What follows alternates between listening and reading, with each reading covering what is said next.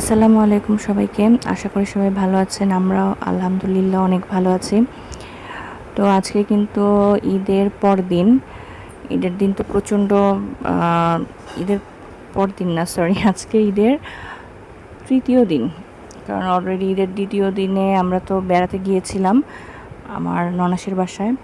তো আজকেও কিন্তু দুপুরবেলা একটা দাওয়াত আছে। আসলে ঈদের পরে না দেখা যায় অনেক দাওয়াত থাকে। সেজন্য সকালবেলা উঠে তেমন কাজের ব্যস্ততা খুব একটা নেই। কাজের ব্যস্ততাটা একটু কমই আছে আজকে।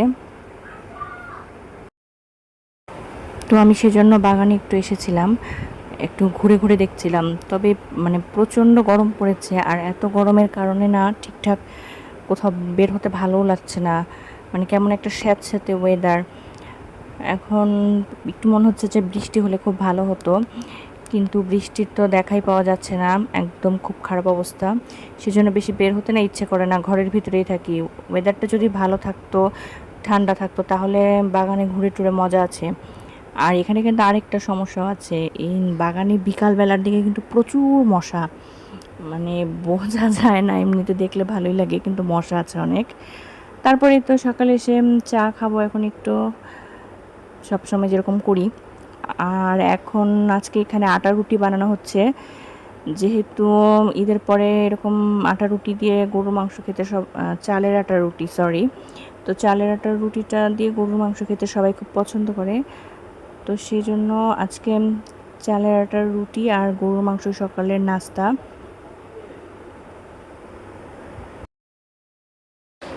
নাস্তা খেয়ে একটু বাইরে গিয়েছিলাম।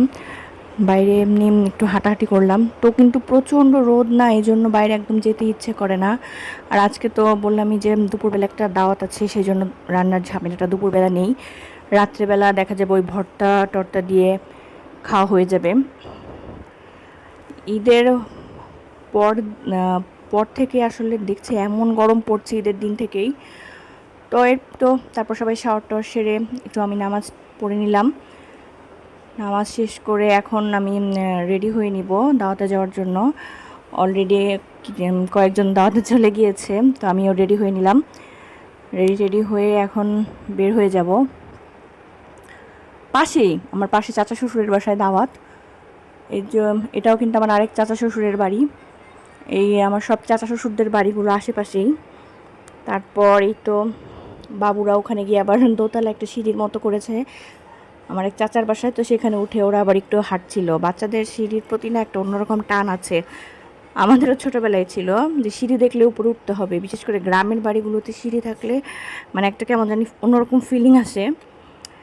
আর এই তো সবাই এখান থেকে যেতে যেতে একটু ফটোশ্যুট করে নিচ্ছিলাম। চারিদিকে দেখেন কত পরিমাণ সবুজ। এটাই আসলে সৌন্দর্য গ্রামের। আর এই বাসাটাতে আমাদের দাওয়াত ছিল আজকে।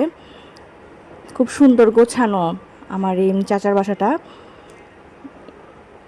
সাজানো গোছানো সবুজ একদম প্রকৃতিটা।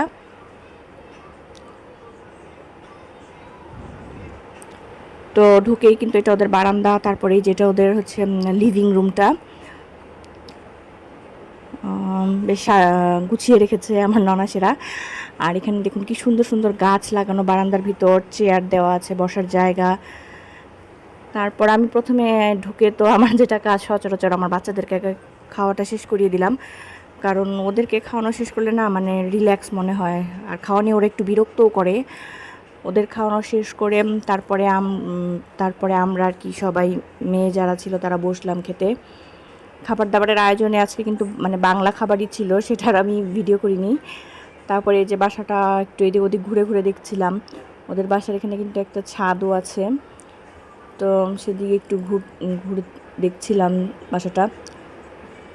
আসার পরে বিকালে কিন্তু আমরা আবার একটু বের হয়েছিলাম সবাই মিলে। আসলে ঈদের পরে না কয়েকটা দিন শুধু এরকমই হয়, মানে এদিক সেদিক ঘোরাঘুরি করতে করতেই কয়েকটা দিন পার হয়ে যায়। আর এতে করে না মানে বাচ্চারা খুব মজা পায়, আমরাও মজা পাই, কারণ সবসময় তো ঢাকায় ঘরবন্দিই থাকি, তেমন বের হওয়া হয় না। তো এখানে আসলে না একটু এদিক সেদিক ঘুরে বেড়াতে খুব ভালো লাগে। বিশেষ করে সবাই একসাথে হলে একটা গল্প করা যায়, আড্ডা দেওয়া যায়, বাচ্চারাও খেলাধুলায় মগ্ন থাকে, দিনগুলো খুব সুন্দর কেটে যায়। আমরা অটো নিয়ে নিলাম আর আমার শ্বশুরবাড়িটা শহর থেকে খুব দূরে না, অটোতে 10 মিনিটের মতন লাগে যেতে, কাছাকাছি শহরের একদম পাশে, মানে যেটা একটু শহরতলি টাইপের সেরকম। তো আমরা এই যে চলে এসেছি শহরে। ভালোই জ্যাম দেখছিলাম, হালকা হালকা মানে ঈদের পরে তবুও কিন্তু রাস্তা যে ফাঁকা তা নেই আসলে। এখন না সবাই ঈদের পরে দেখা যায় ঘুরতে বের হয় এদিক সেদিক। এই ছুটির দিনগুলো তো আসলে এরকমই। ঢাকায় তো গেলে ব্যস্ততা, রাস্তায় বের হতে মন চায় না জ্যামের কারণে। তো এখানে আসলে দেখা যায় সবাই ঘুরে বেড়ায় ঈদের পরে ফ্যামিলি সবার সাথে। আমরা গিয়েছিলাম একটা রেস্টুরেন্টে, আর এই রেস্টুরেন্টে কিন্তু একটা প্লে জোনও ছিল। তো প্লে জোন পেলে তো বাচ্চাদের আর কথাই নেই, তারা তো প্রচণ্ড পরিমাণে খুশি হয়ে যায়। এই দেখেন কেমন ছুটোছুটি করে খেলছে। আমরা প্রথমে মানে আসার আগে বুঝতে পারিনি যে রেস্টুরেন্টটায় প্লে জোন আছে, কারণ আগেও এই রেস্টুরেন্টে এসেছিলাম তখন কিন্তু প্লে জোনটা ছিল না। এবার দেখছি প্লে জোনটা নতুন করে করেছে, খুব ভালো হয়েছে বাচ্চাদের জন্য। এখানে এখন মানে মারা একটু রিল্যাক্সে থাকতে পারে, বাচ্চারাও খেলাধুলা নিয়ে ব্যস্ত থাকে। আমার বাচ্চারা কাজিনদের সাথে খুব মজা করে খেলছিল।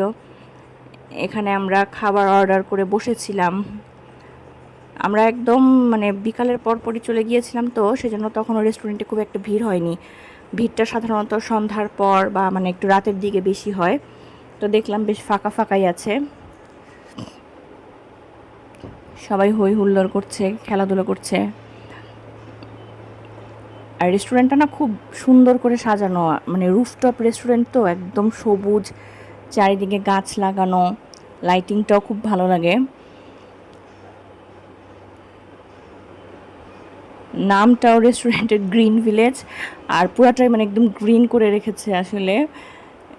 এখন না রেস্টুরেন্টের মানে মানুষ ডেকোরেশনটা খুব প্রেফার করে। তারপর এখানে একটা অ্যাকোরিয়ামও ছিল, অ্যাকোরিয়ামে মাছও আছে, আবার কিছু কচ্ছপও ছিল। আমার বাচ্চারা তো দেখে খুব খুশি, আমার ছেলে তো মানে উৎফুল্ল হয়ে গেছে কচ্ছপ দেখে অ্যাকোরিয়ামের ভিতর। এখানেও সে ঘুরছিল, তার তো আনন্দের সীমা নেই। একে তো প্লে জোন আছে, অ্যাকোরিয়াম আছে, খাবারের চেয়ে তার এগুলোর দিকে মনোযোগী বেশি।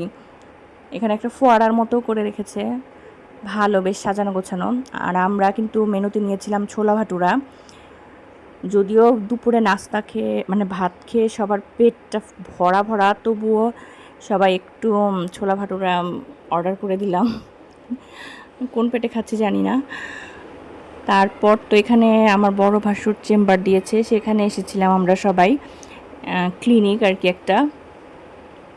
তো ক্লিনিকের ভিতর ঢুকে একটু দেখলাম, আমি আগে কখনো আসিনি, এই প্রথম আসলাম। তো ভেতরটা একটু ঘুরে ঘুরে দেখছিলাম চেম্বারটা। আলট্রা রুম ছিল একটা, ফার্মেসি ছিল, এগুলো সুন্দর হয়েছে ক্লিনিকটা। আর বাচ্চারা তো হই হুল্লোড় করে খুব মজা করছিল, মানে যেন ওদের চাচার চেম্বার দেখে মানে যা ইচ্ছে তাই করছে এরকম একটা ব্যাপার। এই রুমটা এখনও খালি আছে, পরবর্তীতে হয়তো মানে নতুন করে ডাক্তারকে অ্যাপয়েন্ট করা হবে। আর এই তো এখানে কিছুক্ষণ এসির বাতাস খেয়ে নিলাম এসে আর কি। আজকের ব্লগটা এই পর্যন্তই, ভালো থাকবেন সবাই, ধন্যবাদ সবাইকে।